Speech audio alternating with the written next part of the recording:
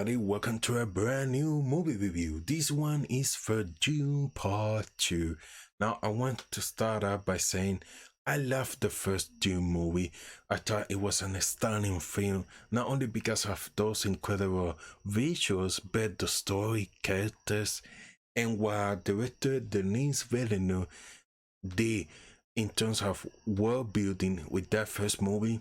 It was something magnificent to witness in the theater.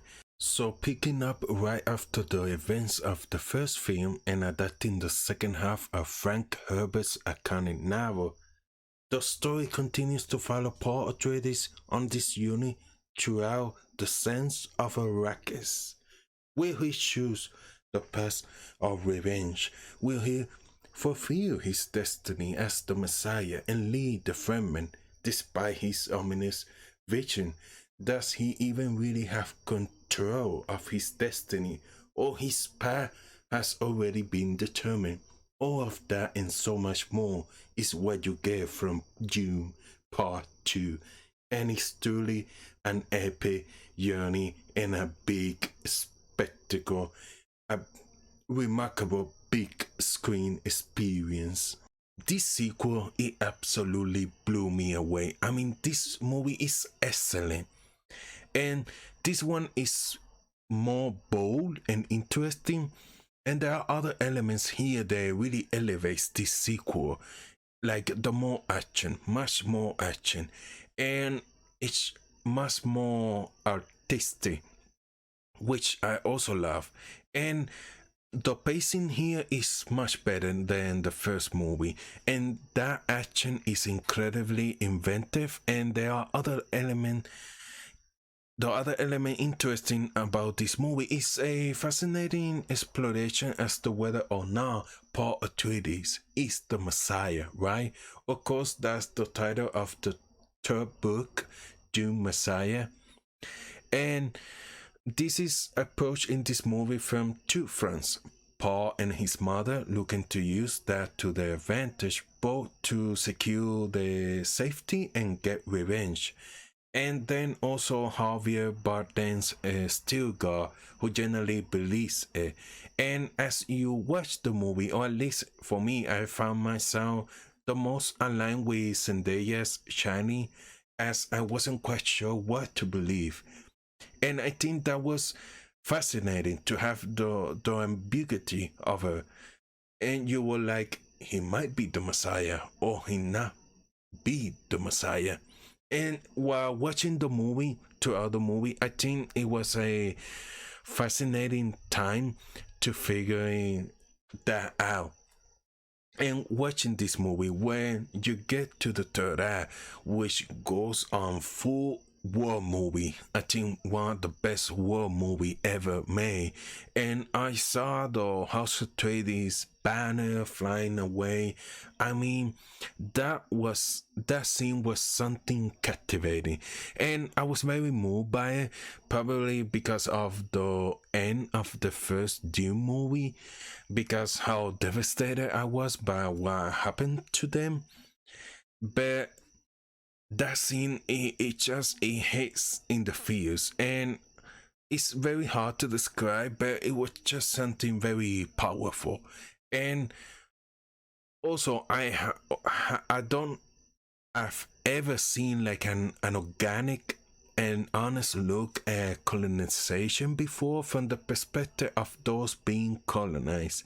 And yes, this is the highest of sci-fi, but I still felt the struggle of the Fremen, and it was incredibly well depicted, and I found to have honor and integrity, and great job on the casting, including the extras. It was just all of his talent, of the talent here involved, was just something very incredible. And then also having those characters have like an open discussion about like the white savior trope, I thought it really worked and made the movie go like on the right track. Dune 2 is very much about like the group, the look at honor, revenge, sacrifice, fighting for something bigger than the individual. the just one more person, more about like a religion and what do you believe. And I think they handled that very well in this movie. Now, moving on to the ladies here. Here, there's a big focus on how women are most valuable in a world like this and how they can extend their bloodline, in other words, have children. And also, the religion and espionage are other areas where women can flourish and excel. And of course, Dune combines the two of them, religion and espionage. And I would say, in a very fascinating way, I would just say that the world of Dune is not kind to women. There's very interesting scenes in this movie, but I won't give it away because it would be a spoilers, and there will be no spoilers in this video. Also, I think the movie, it has also a great message about like not giving up, and you can just not give up. Sometimes you feel like you're fighting a war by yourself, but like there's always a part two, and I think the movie showed that in a very sophisticated way, and I really love that about the film. And of course, now visually, the film is stunning and gorgeous, and like putting all the pieces in place and establishing this world with the first movie. Now Denis Villeneuve can play like let's go crazy with this sequel, and he did that. He I was just so blown away of what I was seeing in this movie. I feel honestly that the visual elements alone make it worth seeing in theaters, especially in IMAX. It was an incredible experience watching this movie on IMAX. And again, very inventive action sequences, and some of the stuff was really neat. Like I was not expecting that to happen, and it did. And just Denis Villeneuve, I think this is his best movie today. Like Dune 2 has the most action of a Denis Villeneuve today.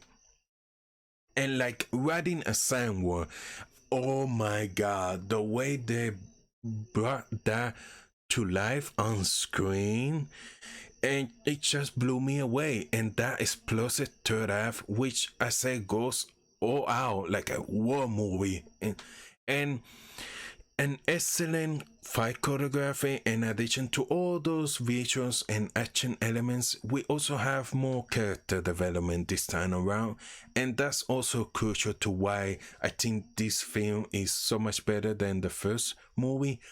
And I think Denis Villeneuve with Blade Runner 49 and the first Dune, now this one, and also Prisoners. I mean, he's done incredible films throughout the years, but I think this one can really elevate him to a Christopher Nolan status, much as The Dark Knight did for Christopher Nolan, and gain that big fandom, because I think Denis Villeneuve is one of the best directors working this today, but I still think that he hasn't like that big fandom like Christopher Nolan does. But I think this film, it can succeed with that. It can bring it up to the next level, and I hope it does.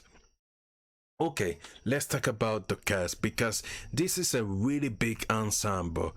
Now let's start with our protagonist here, and that is Timothy Chalamet, and he's magnificent here, because I not only saw Paul Atreides, but I saw the evolution of that character from a house prince to a messiah, and it was incredible to witness also a Paul Atreides leadership, and how strong it was. It had like this very commanding presence here.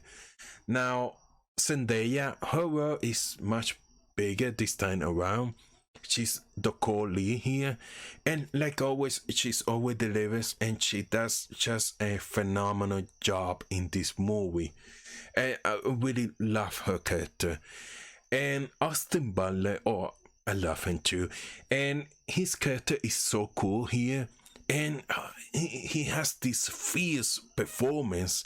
And I really like how the character interact with other characters and how he sounds. He doesn't have like that Elvis accent no more. And I really dig the creative decisions that he did with his character and the way the character look. An excellent job from the hair makeup department and the costume design. It's just, this movie is firing on all cylinders. Now Javier Bardem, his world is much bigger this time around, and he does a lot of the heavy lifting here, bringing the heart and humor to the film. And his character is very relatable and likable. And Florence Pugh, she has a small role, but her acting and star power, it still makes an incredible strong impression. She's incredible here, and what I love about her role is that it feels very natural, and that made it seem even more authentic, very strong here. Rebecca Ferguson, she's great, and I really like the direction they took her character, and I think she really owns that and did it with so much flair that I just love it. And Leah Seduce, despite having only a few scenes, her portrayal of Lady Margaret, I think, is one of the best part of this movie.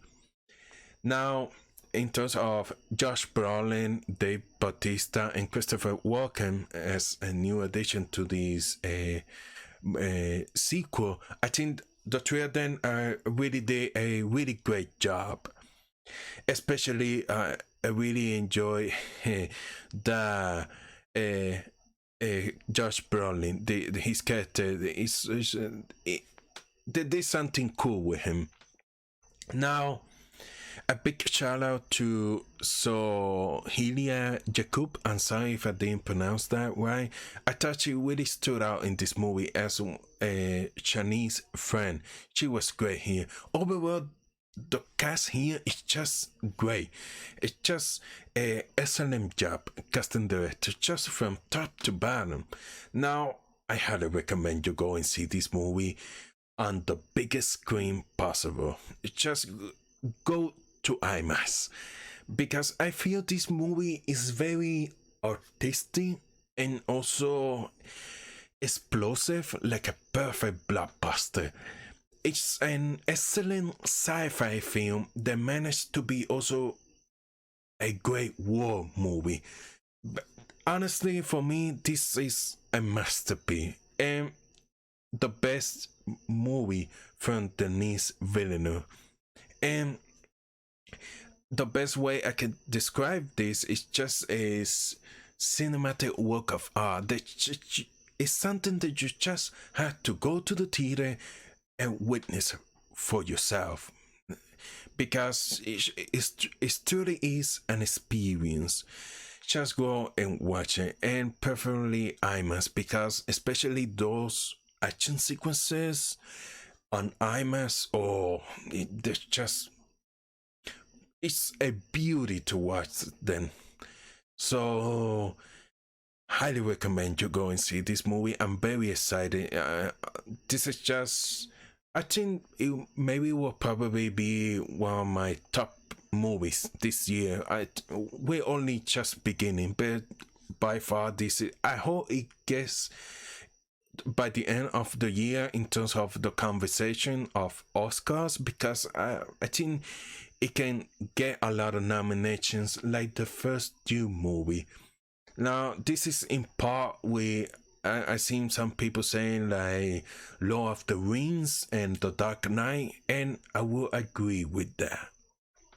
So that's my review for Dune Part 2. If you enjoyed this video, hit the like button, consider subscribing to the channel, and thank you for watching. Bye bye.